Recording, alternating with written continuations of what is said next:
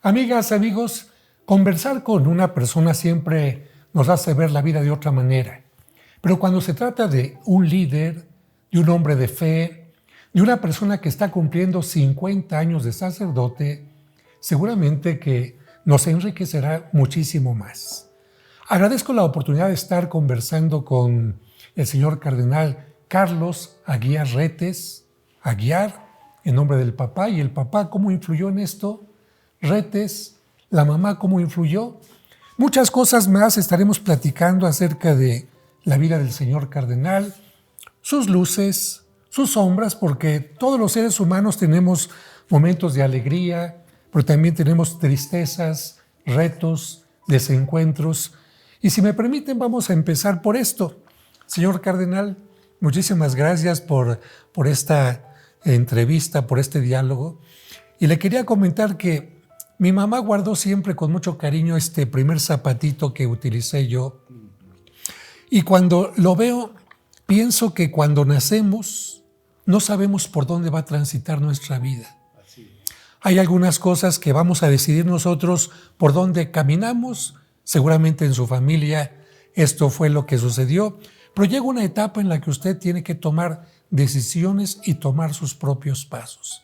¿Nos podría platicar un poco de su infancia, dónde nació, cuántos hijos fueron, qué experiencias tuvo especialmente en donde hubo luces? Bueno, en cuanto a las luces, es que fuimos varios hermanos, sobre todo los primeros 4 de los 6 que somos, 6 hermanos. porque estamos muy cercanos, 2 años la mayor y yo soy el segundo, y somos 3 varones y 3 mujeres, pero siempre dándole su preferencia a la mujer, una mujer, un varón, una mujer, un varón, una mujer, un varón.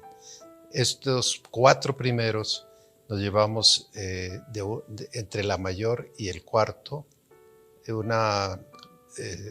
más o menos unos 5 años de diferencia. Entonces nuestra infancia fue deliciosa, porque siempre teníamos con quién jugar, con quién hablar, con quién platicar.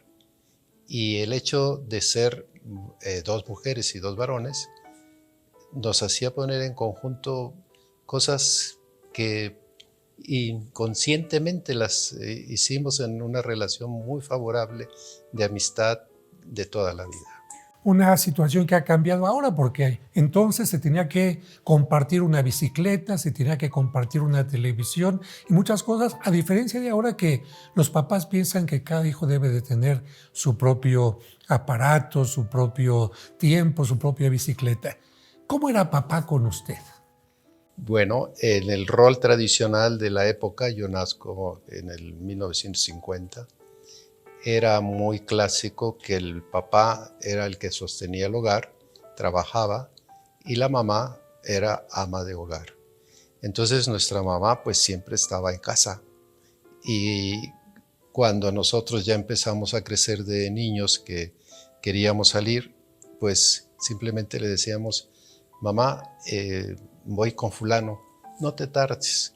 Además porque la ciudad era pequeña, 50,000 habitantes más o menos, en donde todas las familias nos conocíamos.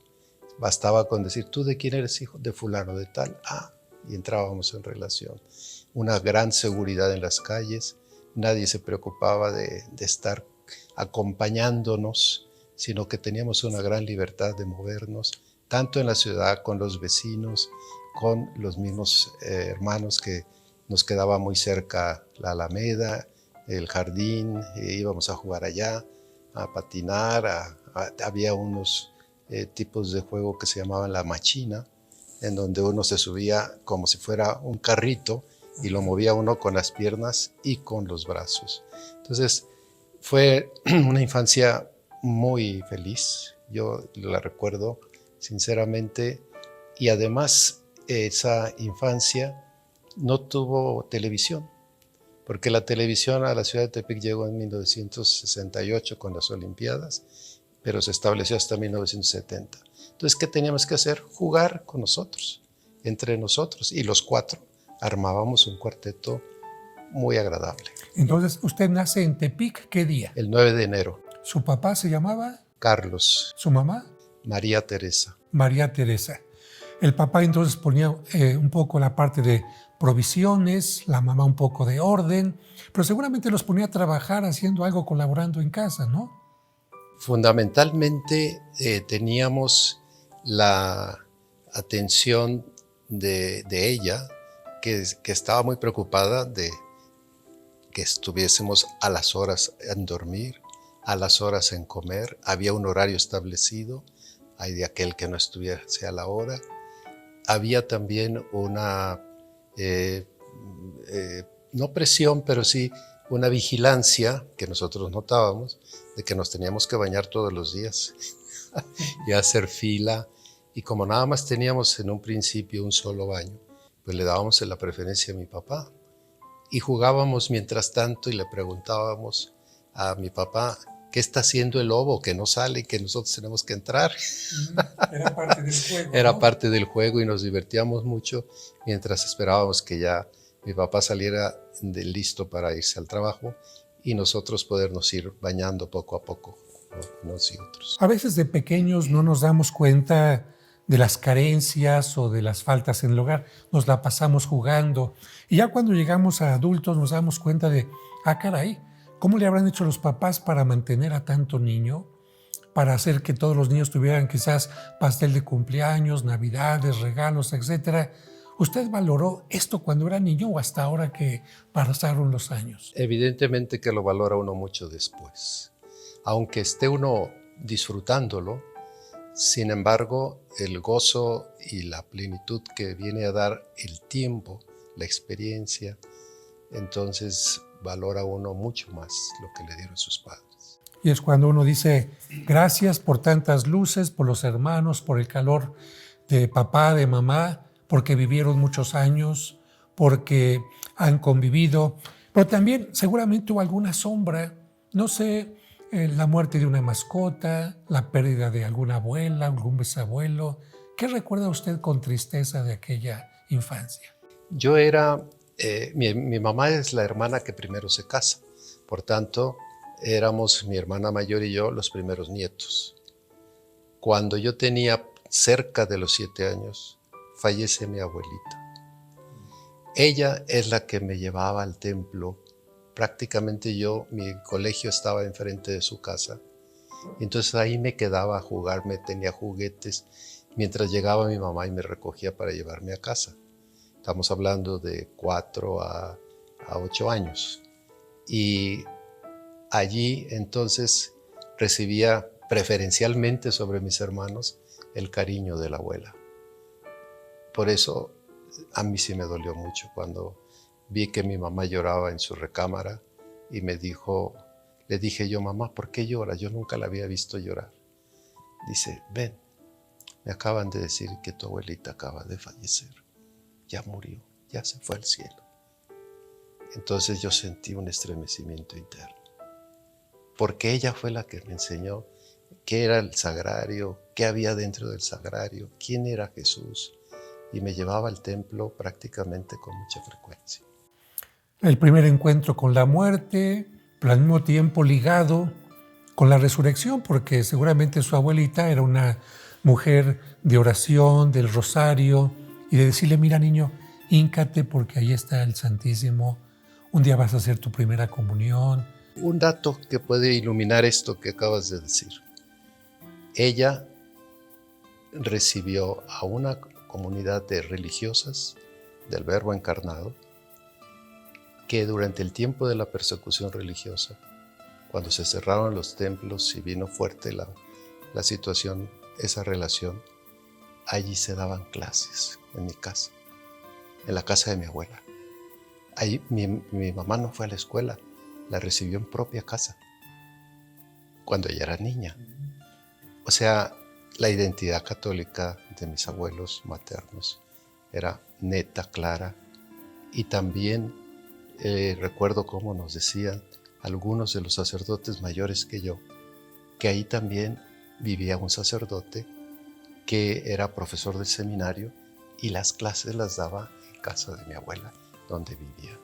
Lo hermoso es que iba emparejada la educación familiar en valores, en convivencia, en respeto, en armonía, en disciplina también, en orden, con esta otra parte que particularmente resalta usted de la abuela que la va emparentando con la fe.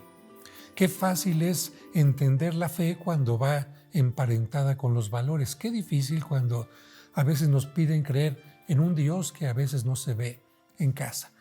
Después de esta etapa de infancia viene la adolescencia, donde todo el mundo es rebelde. ¿Tuvo usted algunos momentos de luces, de risas, de esta rebeldía que a veces uno no quiere, pero tiene que tenerla para independizarse un poco de papá y de mamá? Bueno, yo debo decir que en cuarto año de primaria llegó por primera vez un sacerdote de la diócesis. Era un colegio parroquial prácticamente que fundó el párroco de la ciudad.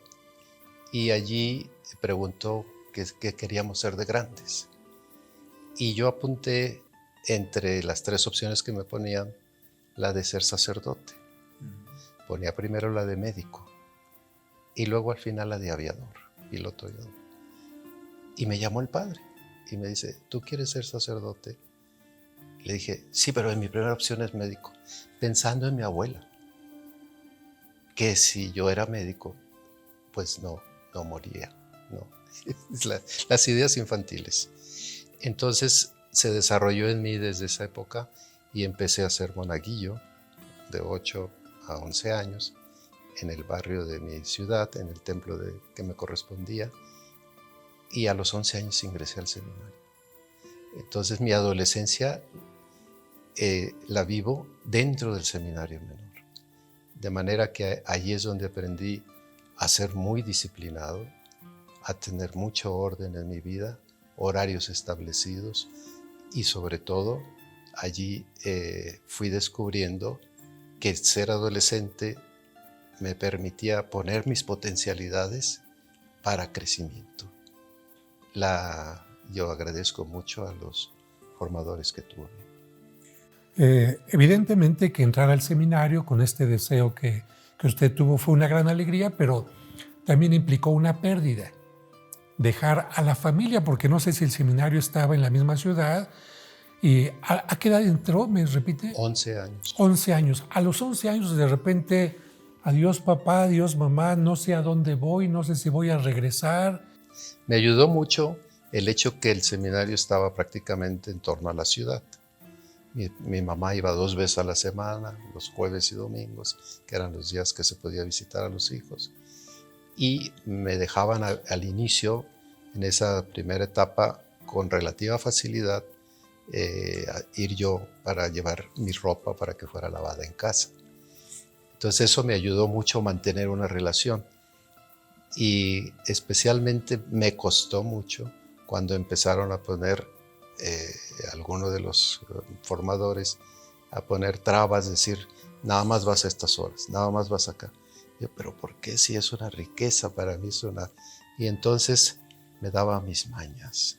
Ahí vienen los momentos de travesuras. Me daba mis mañas y me acompañaban algunos de mis compañeros.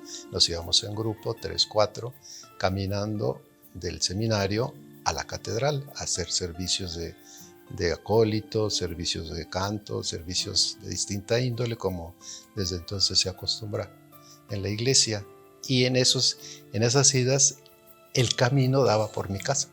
Mi casa está a 3 cuadras de la catedral. Entonces nosotros íbamos rapidito, le dije, nada más nos vamos rápido y corremos. Llegamos a la casa, desayunamos o tomamos algún alimento y luego ya nos vamos al cine. Y llegábamos casi al parejo de los otros. Qué bueno. Finalmente todos los chiquillos tienen este tipo de acciones, por eso hasta dice un dicho, si quieres a tu hijo un pillo, mételo de monaguillo. Pero no porque se trate de hacer cosas malas, sino a lo mejor ingeniarse muchas cosas. Y alguien preguntará, ¿pero por qué separan al niño de la familia si va a ser sacerdote? Bueno, porque esto es parte de una disciplina. Tarde o temprano uno tiene que decir, si me llego a ordenar sacerdote, como sucede en muchos casos o en la mayoría, uno tiene que dejar no solamente al padre, la madre, sino también esposa, hijos, y entender que tiene que dedicarse de tiempo completo. Y eso se los pedían a ustedes desde la infancia. Desde la infancia, y también, bueno, nuestros horarios eran muy intensos.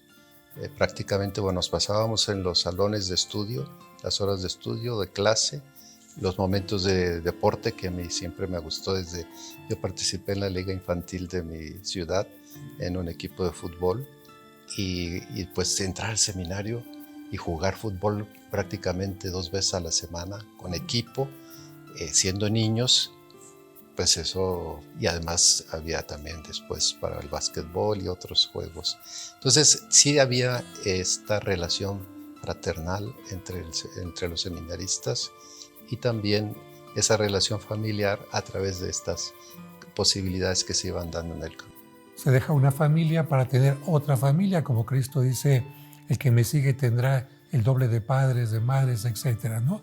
Ahora, dentro del seminario, ¿hubo alguna sombra de alguna materia que haya sido, como se dice popularmente, el coco? Sí, en realidad a mí siempre las lenguas no me costaron trabajo, nos daban latín, griego y también desde luego castellano. Historia siempre me interesó, mi papá era amante de la historia y nos contaba muchas cosas de sus experiencias históricas y también estas materias más bien de este tipo de relación con los demás. Pero cuando entrábamos a las matemáticas y sobre todo cuando llegamos al álgebra, que claro, a los 13, 14 años estar haciendo raíz cuadradas, raíz cúbicas, nos costaba más trabajo.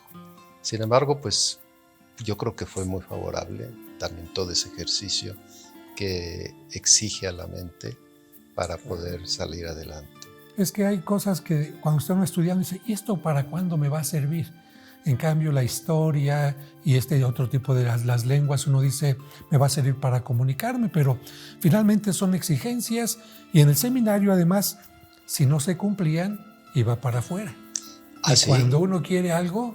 Y además, en ese tiempo, si alguien dejaba el seminario, ya no podía ser reingresado. Si se arrepentía, en el seminario de Tepic, una vez que salía alguien, se lo decían, ni intentes volver porque ya no hay cabida para ti. Entonces uno tenía que discernir muy bien si realmente este no era el camino o si era el camino del Señor. Y en esta etapa vio seguramente que algún compañero decía, esto no es lo mío, y a lo mejor vino alguna duda y usted se preguntó, sí, no, ¿quién me lo dice? Tal maestro, y entendió que se lo tenían que decir ahí arriba. Sí, en eso yo agradezco mucho el servicio que dan los sacerdotes formadores dentro de la dirección espiritual. Porque ahí yo decía lo que experimentaba internamente, me iluminaba, me ayudaba, y eran hombres sacerdotes muy buenos que pudieron orientarme en el desarrollo espiritual desde esa edad. Actualmente se estudian 3 años de filosofía, 4 de teología. En aquel tiempo, ¿cuánto tiempo para llegar al sacerdocio? Bueno, yo recorrí 12 años de corrido, de los 11 a los 23, por eso ahora cumplo 50. Y en esos 12 años, el primero se llamaba Escuela Apostólica, que era nivelar a todos los alumnos en un cierto punto de aprendizaje de lo más básico, castellano, historia, etcétera, de las materias. Porque llegaban de distintos campesinos, gente de la ciudad. Había unos que les tocaba, nos hacían exámenes, y claro, yo pasé al segundo año y otros tuvieron que hacer 2, o sea, se quedaron los que venían de lugares con menos provisión de educación. Y después de ese año, fueron 4 años que le llamaban de latín y humanidades. Entonces esos 4 años fue los 5 de menor, que más o menos es equiparable a la secundaria y prepa. Y después, por cierto, tuve que hacer los estudios para dar los exámenes y que por la Secretaría de Educación nos revalidara los estudios oficialmente. Después siguió la filosofía. Toda esta etapa la hice en la ciudad de Tepic. Lo del latín y humanidades 4 y 3 de filosofía. Y luego nos enviaron a Montezuma, aquel seminario que se facilitó por la conferencia de Estados Unidos a los obispos de México por la persecución religiosa que habían cerrado muchos seminarios. Quizás para algunos niños o jóvenes que están escuchando esto, bueno, México vivió un tiempo de persecución religiosa donde los seminarios se cerraron, no tenían que ser clandestinos, donde muchos obispos tuvieron que salir, y ante esto nuestros hermanos de Estados Unidos hicieron un colegio especial donde llegaron a ustedes. ¿Hablaban español, inglés? ¿Qué es lo que se hablaba Allí ahí? hablábamos en español porque todos los formadores eran jesuitas mexicanos. Entonces ellos, la vida interna, todos éramos mexicanos, de manera que la lengua naturalmente era el español. Y ahí tuvimos la oportunidad de iniciarnos en algún aprendizaje del inglés, evidentemente. Y como le gustaban las lenguas, muy bien. Pero vino otro momento de pérdida porque estuvo cerca de la familia mientras estuvo ahí en Tepic, pero de repente de Estados Unidos venir a Tepic ya no estaba fácil, pero ya lo habían preparado un poquito para este desprendimiento. Así es. Ciertamente me ayudó mucho mi espíritu de inquietud por conocer mundo. Entonces, cuando me dijeron que iba a Montezuma, no me dio tristeza. Yo sabía que contaba con mis padres, sabía que contaba con mis hermanos, sino por abrir, vamos a ir a Estados Unidos. O sea, era un atractivo. Entonces, eso compensó este desprendimiento que ahora iba a ser más prolongado, de estar ahí en la ciudad, de vernos con mucha frecuencia, 1 o 2 veces a la semana, a vernos allá después de varios meses. Entonces sí, había este equilibrio gracias a esa inquietud de decir vamos a ver cómo están allá las cosas. En el caso, cuando uno tiene este tipo de cambios, va uno a una escuela nueva, a un país nuevo, para uno no es pérdida porque uno va de ganancia. Pero los papás, particularmente papá o mamá, y hablo especialmente algunos papás que de repente tienen que ver que su hijo va al seminario, para muchos papás es una pérdida. Es que ya no va a estar en la casa, es que ya no lo voy a ver. Y a veces incluso llegan a pensar, ¿y si algo llega a pasar y estamos tan lejos? Y esto lo menciono porque seguramente sus papás, sus hermanos también, a través de una gran fe, soportaron que usted se fuera durante un largo tiempo. De tal manera que en 1 o 2 ocasiones, mi hermana mayor, que éramos los más cercanos, me dijo, ¿por qué estás allí? Ya mejor ya salte, vente otra vez a la casa. Porque sí, comentaba yo de la disciplina, del orden, de todo lo que se exigía para la formación. Y bueno, yo creo que lo fueron entendiendo. Ahora son un grande apoyo porque ellas y ellos, todos los 6 vivimos, gracias a Dios, y nos apoyamos mucho fraternalmente. Termina Moctezuma y viene la ordenación sacerdotal, de tal manera que, ¿qué día se ordena? ¿En dónde? 22 de abril, domingo de Pascua, en la Catedral de la ciudad de Tepic, ordenado por don Adolfo Suárez Rivera, que acababa de llegar hacía 1 año y medio a la diócesis y que pues él fue un gran hombre. Como habían estudiado en Montezuma, no tienen la experiencia pastoral que se requiere para ser quizás párroco o capellán. ¿Cuál es su primer encargo como párroco o como capellán? Me envió, él desde que yo estaba en tercero, algunos compañeros, él nos visitó en Montezuma en cuanto fue obispo de Tepic y ya nos preguntó a algunos si queríamos estudiar. Seguro le dieron alguna referencia de quienes nos llamaran, ¿no? Los formadores. Y yo le dije que sí, que me interesaba mucho estudiar la Biblia, que me había interesado, los profesores habían sido excelentes y mi espíritu pues era ese. Y entonces me dice, sí, está muy bien, vas a irte a estudiar a Roma. Cuando se concreta el término del 4º de teología, me dice, me han dicho y me parece bien que primero hagas una experiencia pastoral, de lo cual le doy gracias infinitas a Dios. Esa experiencia pastoral fue espléndida. Fue un contacto de sentirme pastor, de sentirme efectivamente cercano a la gente y de darme a que los estudios no son todo, sino que son para servir a la gente.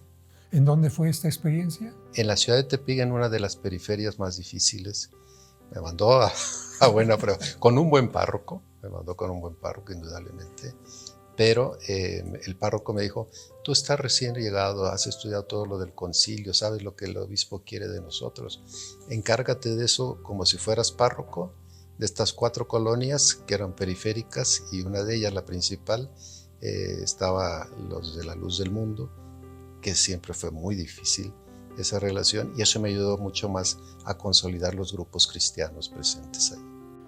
Pero además era una época en que estaba cambiando todo en la iglesia.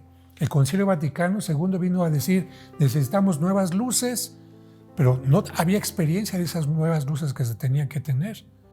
Así es, los presbíteros, bueno, lo digo con toda honestidad, los presbíteros del decanato, que empezaban a funcionar los decanatos, fue una reestructuración que se hizo en el año 72, yo ordenado en 73, mi primera experiencia 73-74, me nombran decano, dicen, porque tú sabes lo que el obispo quiere.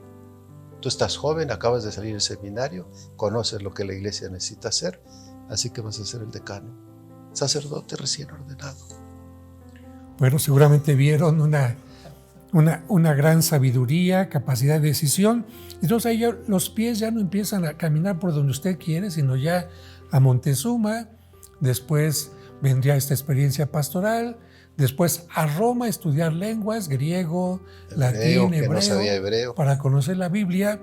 Y después vendrán otras experiencias más, porque regresando de Roma también va a tener el nombramiento de obispo en un momento determinado. Va a viajar hasta el Celam. ¿Cuál ha sido la experiencia más maravillosa en esta etapa de los 50 años? Esta etapa de los 50 años de sacerdocio ha sido más de lo que yo me hubiese imaginado. Es sorprendente la forma como Dios lo va llevando a uno cuando uno se deja conducir por Él. Es decir, yo siempre he dicho, lo que me pida mi obispo, eso. Y así he tratado de acompañar a los sacerdotes como obispo. Entonces, igualmente yo fui elegido obispo y a los 3 años acababa yo de terminar mi primera visita pastoral en las parroquias de Texcoco del 97 al 2000 y me llaman para ir de secretario general del CELA. Lo detengo un momento. ¿A qué edad fue nombrado obispo? ¿Después de cuántos años de sacerdote?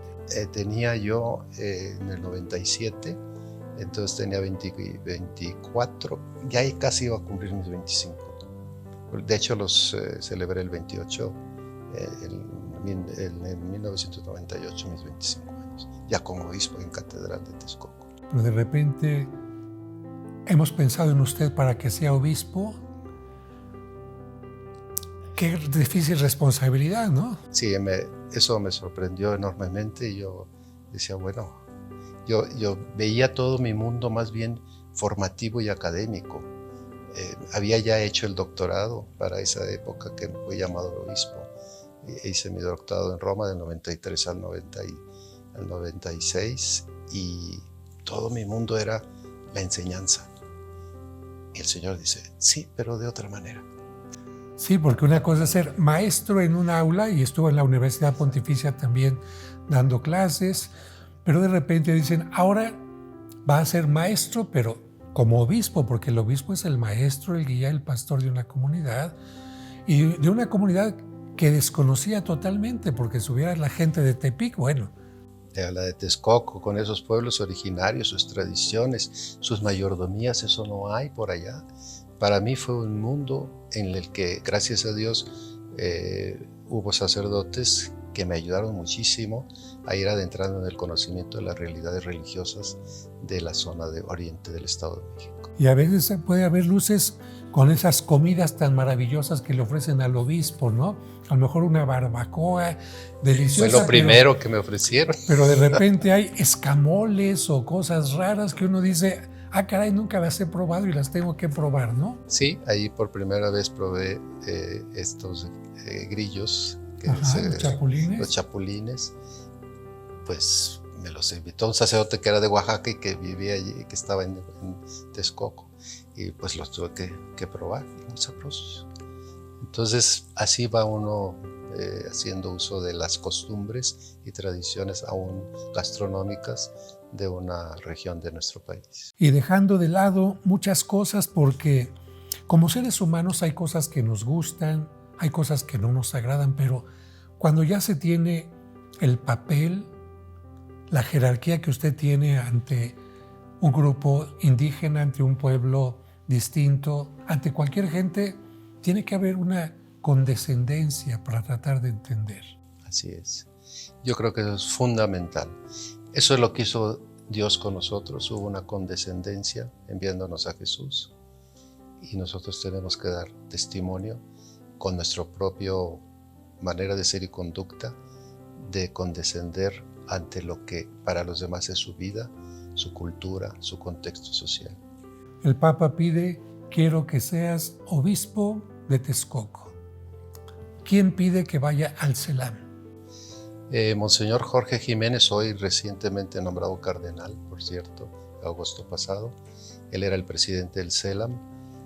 Felipe Arizmendi era el que había sido elegido para ser secretario general, lo fue unos meses. El Papa Juan Pablo II lo llamó y le dijo: no, vas a ir a San Cristóbal, a las casas, deja la Secretaría General. Y entonces el presidente de la conferencia de entonces, don Luis Morales, y seguramente el mismo Felipe, me han de haber recomendado. Porque ya nos conocíamos con Felipe en el transcurso de que fuimos rectores, él de Toluca y yo de México, presidentes de la OSMEX, la Organización de Seminarios, primero él y después yo.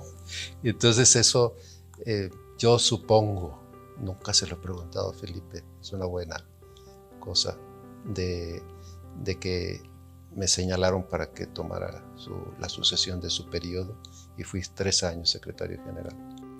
¿Cuál es el trabajo de un secretario en CELAM? Es el que lleva toda la estructura de las comisiones, las reuniones habituales. Yo tenía que partirme en 2 y pedí el auxiliar en Texcoco, porque yo no quiero dejar Texcoco, porque lo acabo de empezar. Entonces tengo que tener un auxiliar para dejarle las tareas. Entonces yo iba y venía a Bogotá, 15 días allá, 15 días acá, a veces 3 semanas allá, a veces una, a veces acá 3, a veces una allá, y así distribuí durante ese tiempo.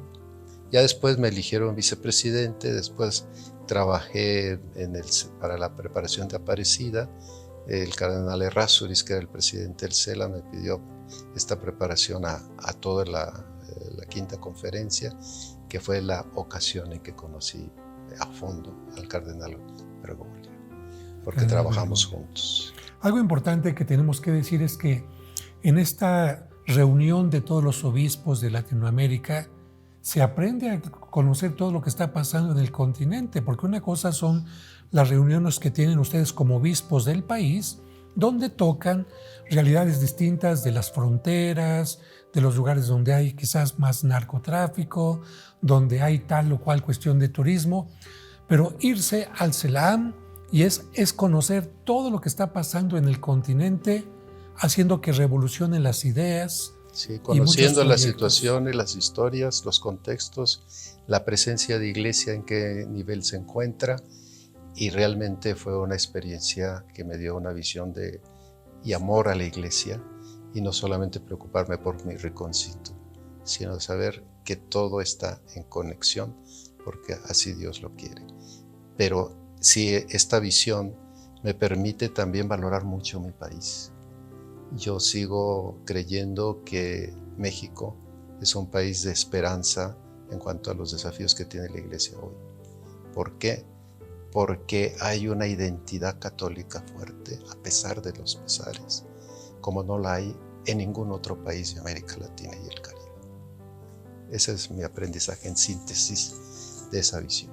Y en cuanto también a las sombras, las carencias que tiene nuestro continente, no viéndolas en forma negativa, sino como retos, ¿qué es lo que necesitaría nuestro continente o nuestro país para que el Evangelio se convierta en algo más vivo, en algo más real? Yo creo que la Iglesia tiene una grande tarea, desafiante desde luego, de hacer comunión operativa. Hay una comunión afectiva. México en general y los mexicanos somos bien aceptados, y así también los otros países, Colombia, desde luego, Perú, Ecuador, Venezuela lamentablemente en su situación, pero sí, siempre ha habido muy buena relación. Pero tenemos que pasar de la buena relación y de las cosas comunes que tenemos, como es la lengua y la historia de nuestra civilización, a una comunión operativa en la cual nos fortalezcamos mutuamente. Lo tenemos que hacer al interior del país y lo tenemos que hacer como continente. Regresando al tema de su abuelita, de quien usted tuvo una gran influencia, ¿cómo ve el papel de la mujer dentro de la iglesia en este tiempo? Fundamental, fundamental. Gracias, siempre lo he dicho, nada más es cuestión de mirar las catequistas, y digo las catequistas porque el número de los catequistas no llega ni al 10% en el país. De manera que el 90% está sostenido por mujeres que nos ayudan a sembrar en la niñez la fe. Entonces es espléndida esta labor. Ahora, si ya hacen ese papel espléndido, les estamos abriendo como en trabajos de familia, como en trabajos de asociación para lo sociocaritativo. Y ahora que he estado en la visita pastoral de las parroquias de la ciudad, he descubierto el gran tesoro que tenemos en la mujer católica mexicana. Después de estar en otra diócesis, llega a la Catedral de México como arzobispo. Inesperado, inimaginable para mí. Y tiene que empezar a conocer una realidad que existe y que acaba de tener de ella una visión a través de esta visita pastoral que acaba de realizar. Estamos realizando ya, vamos camino al final de las 7 zonas pastorales, 5 terminamos el pasado día de ayer y vamos a las últimas 2, pero ya llevamos ahorita una visión que se va a completar con las que faltan, pero que ya nos da muchos elementos para orientar el trabajo de nuestra pastoral. Si tuviera que sintetizar en unas cuantas palabras estos 50 años de cardenalato, como de sacerdocio, incluyendo el episcopado, el cardenal, ¿cómo la sintetizaría? Yo diría que he aprendido a lo largo de estas experiencias a dejarme conducir por lo que Dios quiere. Y que yo creo que ahí está el arte del discípulo de Cristo. Que no tengamos proyectos que a toda costa queramos hacer, sino los que se vayan presentando y vaya uno siendo requerido o con su inquietud que Dios siembra del corazón hacer. Quiero por eso agradecerte esta entrevista que me permite decir estas cosas tan del corazón y saber que tu camino en la profesión con los medios es también una siembra que haces porque has abierto tu corazón al Señor. Pues muchísimas gracias por este encuentro. Uno podría estar platicando horas y horas con usted y seguramente la gente le agradece estas palabras y que se haya sentido cerca de nosotros. Y la invitación es para que oremos constantemente por nuestros sacerdotes, por aquellos seminaristas que van entrando al seminario, por los formadores de seminarios, por también nuestros obispos y evidentemente por nuestro señor cardenal, a quien felicitamos por estos 50 años y por tanto trabajo. Agradezco mucho esta entrevista al Padre José de Jesús y sobre todo que ustedes, los que nos han escuchado, puedan también unirse a esta comunión operativa que necesitamos en la Iglesia.